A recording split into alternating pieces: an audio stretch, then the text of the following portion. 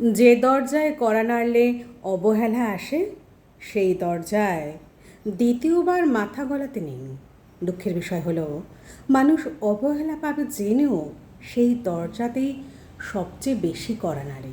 সে ভাবে অবহেলা পেতে পেতে একদিন ঠিক মিরাকেল ঘটবেই।